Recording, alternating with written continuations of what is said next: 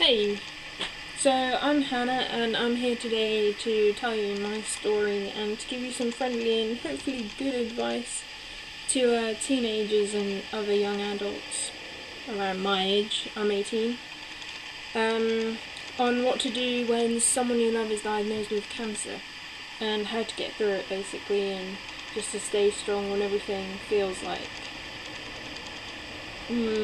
utter crap, to put it blunt. So I guess if you're watching this, you either have had a family member or friend who's had cancer, and they've either got through it, or they may have just been diagnosed, and you may be struggling with coming to terms with it. I have written like a script thing, so I will be looking at that. I'm not just reading what someone else has put, it is my script. What else? Firstly, I'll tell you a little about myself. I'm Hannah, like I said earlier. I'm 18 and I'm an art student at the minute. I'm studying at City College, Norwich. Yes, Norwich. Woo!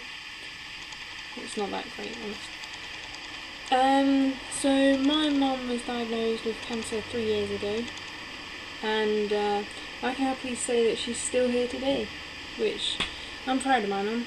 I think she's probably the person I look up to most, because yeah, she got through all that and she did amazing. So yeah, my mum was diagnosed with breast cancer. A lot of women nowadays are diagnosed with breast cancer. It seems like maybe the most common, or common for women anyway, like the common cancer to get.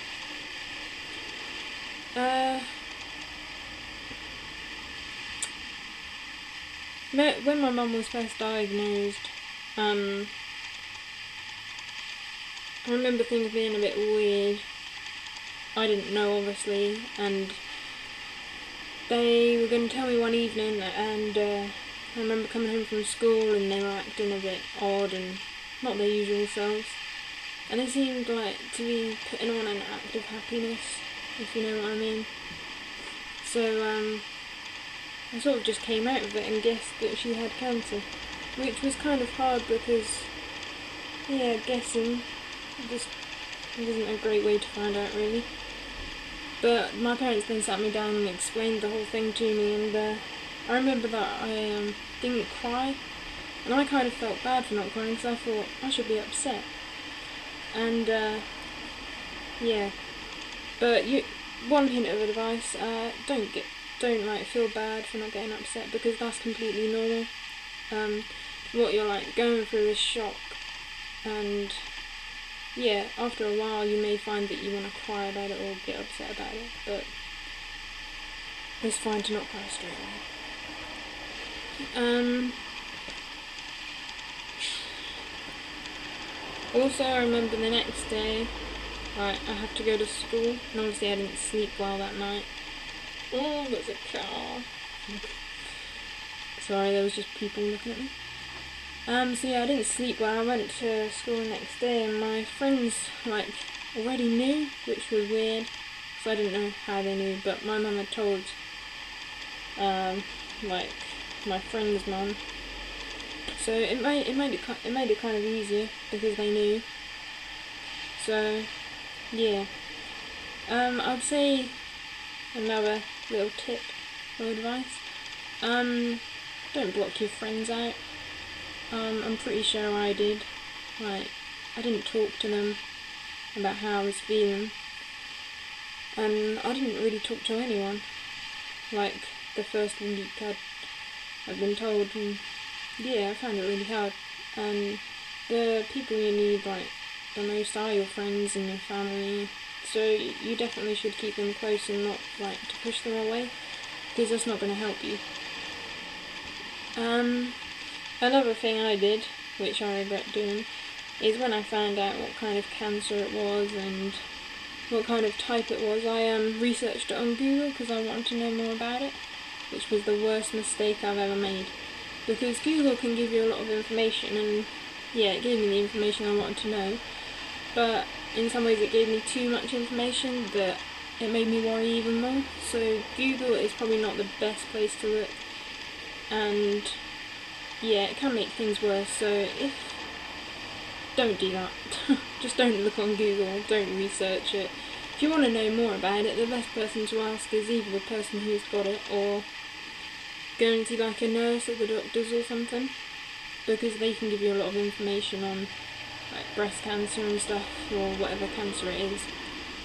So yeah, definitely go to your GP, don't look on Google. Google can't really help. It doesn't help, I already know.